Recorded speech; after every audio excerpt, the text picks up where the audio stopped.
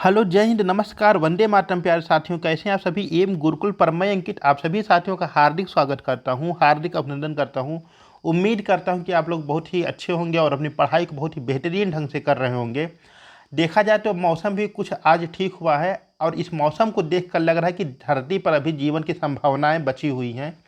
नहीं तो इस कदर आपकी गर्मी पड़ रही थी कि सब एकदम बेहाल हो गया था मामला। ठीक है, खैर प्रकृति अपना काम करेगी और हम सभी अपना काम करेंगे। तो आज हम लोग इस वीडियो के माध्यम से यूपी जीके के very very most important questions को देखने का प्रयास करेंगे। ऐसे क्वेश्चंस जो आपके कई बार एग्जाम में पूछे गए हैं और आगे भी जिन्हें पूछे जाने की उम्मीद है, क्योंकि आपका कोई भी पेपर होगा स्टेट लेवल का होगा, चाहे वह यूपीपी हो, यूपीएसआई हो, लोअर पीसीएस हो, अपर पीसीएस हो, आरओ यारो कोई भी पेपर हो, उसमें आपका यूपी जीके के कुछ क्वेश्चंस देखने को मिलते हैं। यूपी स्पेशल आपके क्वेश्चन देखने को मिलेंगे जो आपके राज्य को, उत्तर प्रदेश राज्य को केंद्रित करते हुए प्रश्न बनाए जाते हैं। और एग्जामिनर आपसे उम्मीद करता है कि इन प्रश्नों का उत्तर आपको आता होगा और आप एक छोटी मोटी सामान्य सी जानकारी अपने प्रदेश के बारे में रखते होंगे। ठीक है, माँ शारदे का स्मरण करते हुए माँ बागेश्वरी हम सब पर अपना आशीर्वाद बनाए रखें। आज का हम लोग वीडियो का शुभारंभ करते हैं। तो आइए जल्दी से आज आप लोग तैयार हो जाइए और आज का बेहद आसान और बहुत ही इम्पॉर्टेंट क्वेश्चन आपके स्क्रीन पर ये रहा। कह रहा है कि उत्तर प्रदेश के वर्तमान विधानसभा अध्यक्ष हैं। पहला रमाकांत शास्त्री, दूसरा दुर्गा प्रसाद, तीसरा है सतीश महाना या चौथा अरुण भंसाली। तो आपको बताना है कि उत्तर प्रदेश के वर्तमान विधानसभा के अध्यक्ष कौन हैं। ठीक है, तो इसका जो करेक्ट आंसर हो जाएगा वह हो जाएगा आपका ऑप्शन नंबर सी, यानी कि आपके सतीश महाना। सतीश महाना जी उत्तर प्रदेश के वर्तमान विधानसभा अध्यक्ष हैं।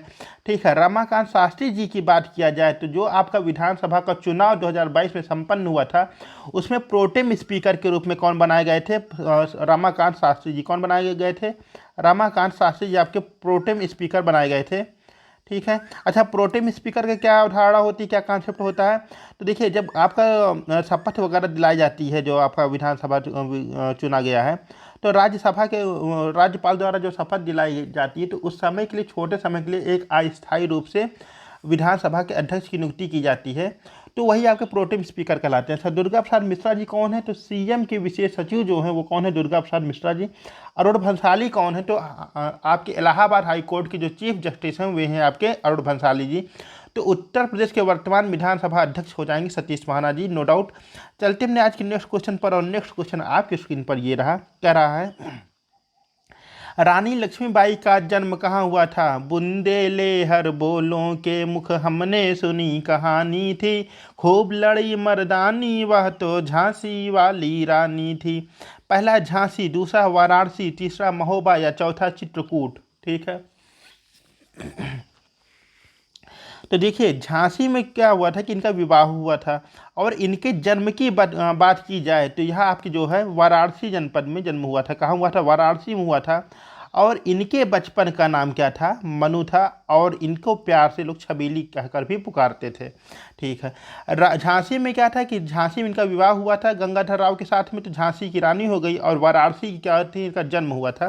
तो इस आधार पर देखा जाए रानी लक्ष्मीबाई का जन्म कहाँ हुआ था, तो हो जाएगा आपका वाराणसी जनपद में हुआ था। ठीक है, अच्छा, इनके बारे में एक बात और याद रखिएगा। 1857 की क्रांति में जब इन्होंने अंग्रेजों से सामना किया था, तो कैप्टन ह्यूरोज ने इन्हें कहा था कि यह क्रांतिकारियों में अकेली क्या है, मर्द है।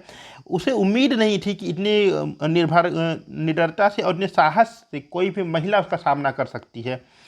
ठीक है, चलते हमने आज के अगले क्वेश्चन पर। और आज का अगला क्वेश्चन आपका क्या कह रहा है? आपके स्क्रीन पर है, प्यारा सा क्वेश्चन कह रहा है, काशी शब्द का सर्वप्रथम उल्लेख कहाँ हुआ? पहला ऋग्वेद, दूसरा सामवेद, तीसरा यजुर्वेद या चौथा अथर्ववेद। तो काशी। ठीक है, अच्छा, कुछ सामान्य सी जानकारी इस विषय में भी हम लोग ले लेते हैं। काशी को क्या कहा जाता है? काशी को प्राचीनतम जीवंत शहर की उपमा दी जाती है। ठीक है, क्या कहते हैं इसको? काशी को प्राचीनतम जीवंत शहर की उपमा दी जाती है। और दूसरी बात, उत्तर प्रदेश की जो सांस्कृतिक राजधानी है वह है आपकी वाराणसी। ठीक है, और वाराणसी का ही पुराना नाम क्या था? आपका काशी था। ठीक है, तो क्या बात क्लियर हुई? ये हुई कि काशी यानी वाराणसी जो है आपका जीवंत शहर की उपमा दी जाती है। और दूसरी बात क्या है, क्या बताया था दूसरी बात जो थी? देखिए, मैं खुद ही भूल गया। तो काशी शब्द का सर्वप्रथम उल्लेख कहाँ हुआ था? पहला है ऋग्वेद, दूसरा सामवेद, दूसरा यजुर्वेद या चौथा, हाँ, दूसरी बात ये थी कि काशी को उत्तर प्रदेश की सांस्कृतिक राजधानी की उपमा दी जाती है। तो जो काशी शब्द का प्रयोग हुआ था मेरे प्यारे भाइयों बहनों, वह हुआ था आपका अथर्ववेद। किस वेद में हुआ था? अथर्ववेद। और अथर्ववेद क्या है? नवीनतम वेद है आपका, अथर्ववेद है, जिसमें पवित्र जादू टोने की बात की गई है अथर्ववेद में आपके, ठीक है। अच्छा, इसी अथर्ववेद में ही पुत्री जन्म की निंदा भी की जाती है, ठीक है। कोई दिक्कत की बात नहीं है यहाँ तक। चलते हम लोग आज के अपने अगले क्वेश्चन पर। और अगला क्वेश्चन क्या कह रहा है? कह रहा है भारत कला भवन कहाँ स्थित है। Very very most important question, कई बार आपके एग्जाम में पूछा गया है। अगर आप लोग इसको देख रहे हैं और नया हो तो इसको नोट डाउन कर लीजिए प्लीज़, ये आपके क्वेश्चन में फंस सकता है। तो भारत कला भवन कहाँ स्थित है? पहला इलाहाबाद, दूसरा है आगरा, तीसरा मथुरा, या चौथा आपका वाराणसी। तो याद रखिएगा जो आपका भारत कला भवन है यह आपका जो है वाराणसी में स्थित है। कहाँ पर हो जाएगा? यह आपका वाराणसी में देखने को मिल जाता है, भारत कला भवन नाम से आपका वाराणसी में देखने को मिल जाता है। बहुत बढ़िया। चलते हमने आज के नेक्स्ट क्वेश्चन पर। नेक्स्ट क्वेश्चन क्या कह रहा है? नेक्स्ट क्वेश्चन कह रहा है कि भारत माता मंदिर कहाँ स्थित है। क्या? भारत माता मंदिर कहाँ स्थित है? पहला लखनऊ, दूसरा प्रयागराज, तीसरा है आगरा, या चौथा है वाराणसी। ये इसके जो पहले क्वेश्चन था, प्रीवियस क्वेश्चन, और ये क्वेश्चन, ये दोनों बेहद ही इंपॉर्टेंट हैं और कई बार आपके पूछे गए हैं, आपके अपर लेवल के एग्जाम तक में पूछे गए हैं। दोनों very very most important question, किनको आप सीरीज में रखिएगा। तो भारत माता मंदिर कहाँ है? लखनऊ, प्रयागराज, आगरा या वाराणसी। तो इसका जो करेक्ट आंसर बनने वाला है मेरे प्यारे साथियों, वह बनने वाला है वाराणसी। कहाँ पर? वाराणसी। और इसमें क्या है कि इस मंदिर के अंतर्गत एक संगमरमर पर पूरे भारत की आकृति बनाई गई है, भारत के नक्शे की आकृति बनाई है, जिसे भारत माता मंदिर नाम से जाना जाता है, ठीक है। तो भारत माता मंदिर कहाँ है? यह आपके वाराणसी में स्थित हो जाता है, ठीक है। चलते। अच्छा, वाराणसी में क्या है? रुद्राक्ष कन्वेंशन सेंटर भी आपका कहाँ बना हुआ है? वाराणसी में ही बना हुआ है। चलते हैं आज के अपने नेक्स्ट क्वेश्चन पर। और नेक्स्ट क्वेश्चन क्या कह रहा है? क्वेश्चन नंबर 6 कह रहा है बांसुरी उद्योग के लिए प्रसिद्ध जिला है। पंडित हरिप्रसाद चौरसिया जी बांसुरी संबंधित थे। तो बांसुरी उद्योग के लिए कौन सा जिला प्रसिद्ध है? फिरोजाबाद, अलीगढ़, पीलीभीत या कन्नौज, ठीक है। आइए अब देखा जाए कौन सा प्रसिद्ध जिला है बांसुरी के लिए। तो देखिए जो फिरोजाबाद है ये किसको क्या कहते हैं? सुहाग नगरी कहते हैं। क्या कहते हैं? सुहाग नगरी कहते हैं। और यह चूड़ी उद्योग के लिए प्रसिद्ध है। किसी उद्योग के लिए? चूड़ी उद्योग के लिए यह प्रसिद्ध है। मेरे हाथों में 9 चूड़ियाँ हैं। अलीगढ़ को क्या कहते हैं? ताला नगरी। क्या कहते हैं? ताला नगरी के नाम से जानते हैं अलीगढ़ को, ठीक है। और जो आपका कन्नौज है, कौन? कन्नौज। कन्नौज को इत्र नगरी के नाम से जानते हैं। किस नाम से जानते हैं? इत्र नगरी के नाम से हम लोग कन्नौज को जानते हैं, ठीक है। अच्छा, इसी का प्राचीन नाम जो था आपका महोदय श्री देखने को मिलता है। किसका? कन्नौज का, ठीक। और कन्नौज को किस नगरी के नाम से जानते हैं? तो कन्नौज को हम लोग इत्र नगरी के नाम से जानते हैं। बहुत बढ़िया। तो बचा कौन? बचा क्या आपका? पीलीभीत। तो पीलीभीत को हम लोग बांसुरी उद्योग के लिए प्रसिद्ध जिले के रूप में जानते हैं। तो पीलीभीत इसका करेक्ट आंसर हो जाएगा। और पीलीभीत अपने जो है बांसुरी उद्योग के लिए प्रसिद्ध जिला है, ठीक है। चलते हमने आज के नेक्स्ट क्वेश्चन पर। और नेक्स्ट क्वेश्चन आपकी स्क्रीन पर ये रहा। कह रहा है बिरहा मुख्य रूप से गाया जाता है, ठीक। गाने को तो देखिए पूरे यूपी में, पूरे इंडिया में गाया जाता है, लेकिन ये मुख्य रूप से कहाँ से इसका ऑरिजिन हुआ है, कहाँ से इसका जन्म हुआ, वह बात है आपकी कि बिरहा मुख्य रूप से गाया जाता है। पहला पश्चिमी उत्तर प्रदेश, दूसरा बुंदेलखंड, तीसरा है आपका पूर्वी उत्तर प्रदेश, या चौथा है मध्य उत्तर प्रदेश। तो आपको बताना है बिरहा कहाँ का मुख्य रूप से गाया जाता है, ठीक है। तो देखिए बिरहा जो होता है, बिरहा आपके पूर्वी उत्तर प्रदेश में मुख्य रूप से गाया जाता है। कहाँ पर? पूर्वी उत्तर प्रदेश में मुख्य रूप से आपके बिरहा गाया जाता है। अच्छा, बिरहा होता क्या है कि कोई छोटी सी घटना, मान लीजिए कि आपके पेपर लीक की घटना हुई, जो इस समय बहुत ही प्रासंगिक चल रहा है, और इस पर जो है वाद विवाद की स्थिति बनी हुई है। आप देखिए आपके नीट के एग्जाम तक का पेपर लीक हो गया था। तो मान लीजिए कि आपका पेपर लीक हुआ, लड़के धरने प्रदर्शन पर बैठे, जैसे हम लोग करते आए हैं, ठीक है। अब पुलिस ने लाठी चार्ज किया, वहीं से किसी बिरहा गायक की क्या हुई, आत्मा जागृत हो गई। वो बोली नहीं, छात्रों के हित में हमको क्या करना चाहिए? बिरहा गाना चाहिए। तो उस पूरी घटना को, कैसे पेपर लीक हुआ, कहाँ से हुआ, कहाँ पर धरना प्रदर्शन हुआ, कहाँ कितने लड़के लाठी की चोट से चोटिल हुए, ये सभी घटना को वो जो है संगीत के माध्यम से वर्णन करते हुए चला जाता है। तो वह होता है का बिरहा, ठीक है। उत्तर प्रदेश में देखेंगे तो बहुत से बिरहा गायक आपको मिल जाएंगे। आप हैदर अली जुगनू को देख लीजिए, ठीक, दिनेश लाल यादव को देख लीजिए, और ढेर सारे बिरहा गायक आपको मिल जाएंगे। चलते हैं हमने आज के नेक्स्ट क्वेश्चन पर। और नेक्स्ट क्वेश्चन क्या कह रहा है, कह रहा है कि गंगा नदी, नमामि गंगा, गंगा नदी उत्तर प्रदेश में कहाँ से प्रवेश करती हैं? पहला सहारनपुर, दूसरा शामली, तीसरा बिजनौर या चौथा बलिया। तो मेरे प्यारे भाइयों बहनों और भावी लोक सेवकों, इसका जवाब क्या होगा एक नज़र में खट से बता दीजिए। तो देखिए गंगा नदी क्या करती हैं, ठीक। अच्छा, गंगा नदी के पानी में कौन सा बैक्टीरिया होता है जो उस जल को दूषित नहीं होने देता लेकिन लंबे समय तक उसको जीवित रखता है? इसका जवाब आप लोग बताइएगा कमेंट करके। तो गंगा नदी उत्तर प्रदेश में कहाँ से प्रवेश करती है? तो मेरे प्यारे भाइयों बहनों याद रखिएगा, गंगा नदी आपके बिजनौर जिले से प्रवेश करती है। कहाँ से? बिजनौर जिले से उत्तर प्रदेश में प्रवेश करती है। और ये जो बलिया जनपद है, कौन सा? बलिया, ठीक, बलिया से क्या कर लेती है, बाहर चली जाती है, एग्जिट कर लेती है उत्तर प्रदेश से। तो गंगा नदी उत्तर प्रदेश में बिजनौर से प्रवेश करती है और बलिया जनपद से बाहर चली जाती हैं, ठीक। बोलिए सियावर रामचंद्र जी की जय। चलते हमने आज के नेक्स्ट क्वेश्चन पर। और नेक्स्ट क्वेश्चन क्या कर रहा है, अच्छा, जब से गर्मी बढ़ी है तब से बिजली कटौती भी अंधाधुंध हो रही है, ठीक। इसका हिसाब किताब भगवान बाद में करेंगे बिजली घर वालों से। तो देखिए अगला क्या आपका कह रहा है क्वेश्चन, कह रहा है कि कौन सा जिला नेपाल से नहीं लगता है? Very very most important question और बहुत आसान क्वेश्चन है भाइयों, ठीक है। कह रिया है निम्नलिखित में कौन सा जिला नेपाल से नहीं लगता है, ठीक। कहाँ का जिला? उत्तर प्रदेश का। कहाँ का जिला? उत्तर प्रदेश का। पहला बहराइच, दूसरा बलरामपुर, तीसरा सीतापुर या चौथा है पीलीभीत, ठीक है। तो देखिए उत्तर प्रदेश एकमात्र अंतर्राष्ट्रीय सीमा जिसे साझा करता हुआ होता है आपका नेपाल राज्य। कौन सा राज्य हो जाता है? नेपाल राज्य।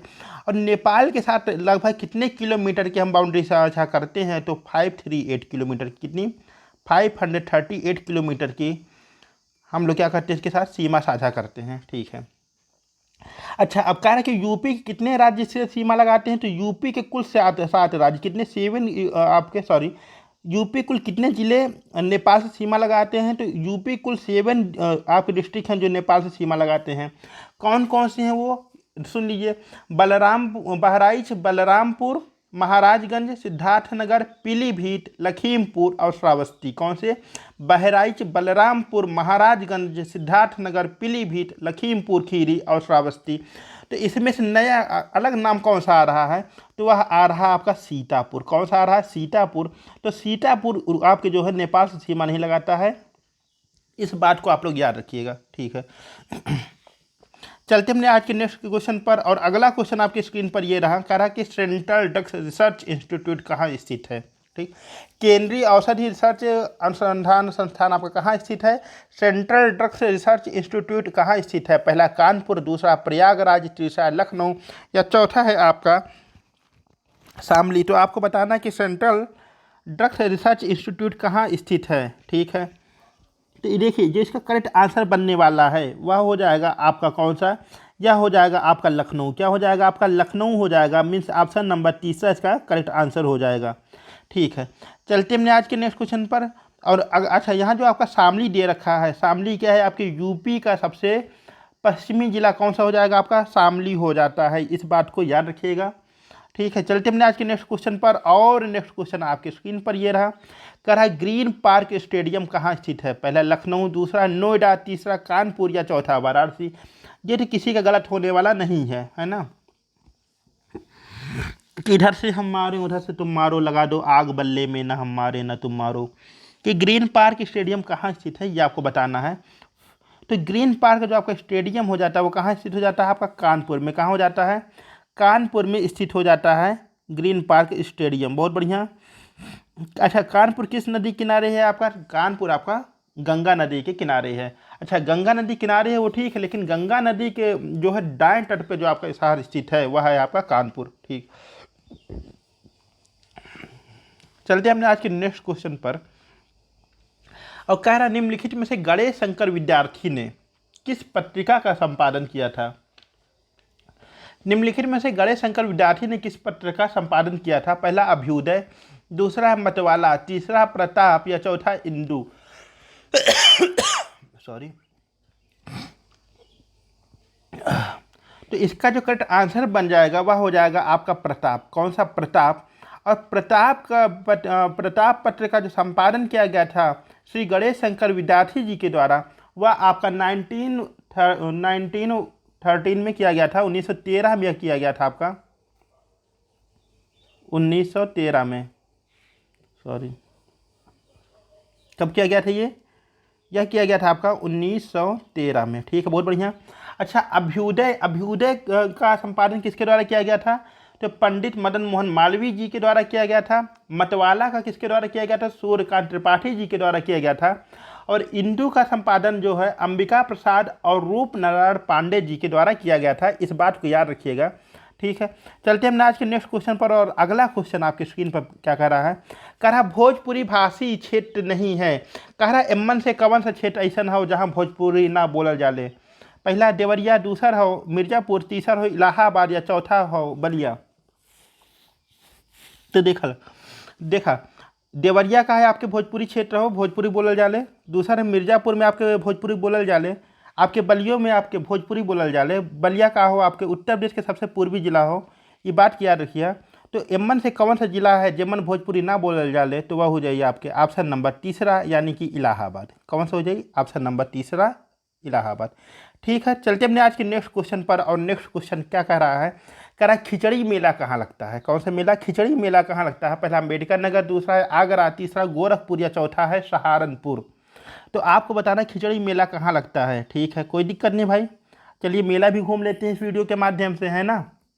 पैसा तो होगा ही, ना हो जेब में फिर फ़ोनपे से किया जाएगा पेमेंट। लेकिन चल के क्या करेंगे, झूला झूलेंगे और गुब्बारे ज़रूर खरीदेंगे। ठीक है, और वहाँ से जो भी चाहिए चोटी वगैरह खरीद लिया जाएगा। कि खिचड़ी मेला कहाँ लगता है? पहला अम्बेडकर नगर, दूसरा है आगरा, तीसरा गोरखपुर, या चौथा है सहारनपुर। तो तैयार हैं आप सभी मेला घूमने के लिए? तो देखिए, खिचड़ी मेला का जो आपका संबंध हो जाएगा वह हो जाएगा आपके गोरखपुर से। कहाँ से हो जाएगा? गोरखपुर में आपके खिचड़ी मेला का आयोजन किया जाता है। अम्बेडकर नगर जो आपका है, अम्बेडकर नगर में बहुत ही फेमस मेला कौन सा? गोविंद साहब का मेला। आगरा में कौन सा आपका? बटेश्वर मेला, कैलाश मेला। और सहारनपुर में शाकंभरी देवी का मेला आपके सहारनपुर में आयोजित होता है। Very very most important question था। ठीक है, चलते हमने आज के नेक्स्ट क्वेश्चन पर। और आज का आखिरी क्वेश्चन है, कह रहा है कि आयुर्वेद महोत्सव का आयोजन कहाँ होता है? पहला सोनभद्र, दूसरा लखनऊ, तीसरा झांसी, या चौथा कानपुर। ठीक, तो आयुर्वेद महोत्सव का आयोजन कहाँ होता है वह आपको बताना है। तो इसका सीधा सा जवाब हो जाएगा मेरे प्यारे भैया, यह हो जाएगा आपका झांसी। कहाँ हो जाएगा? झांसी। इसी के साथ ही साथ आज हम लोग जो मोस्ट इंपॉर्टेंट क्वेश्चन हैं उनकी हम लोग सीरीज देख लिए हैं। उम्मीद करते हैं कि आप लोगों के वीडियो बहुत ही पसंद आया होगा। और हाँ, चैनल पर नए हो चैनल सब्सक्राइब अवश्य करिए और इसे अधिक से अधिक सपोर्ट करिए। मिलते हैं अपनी अगली वीडियो में, तब तक के लिए जय हिंद। अपना ख्याल रखिएगा, हंसते रहिए, मुस्कुराते रहिए। Bye, good night.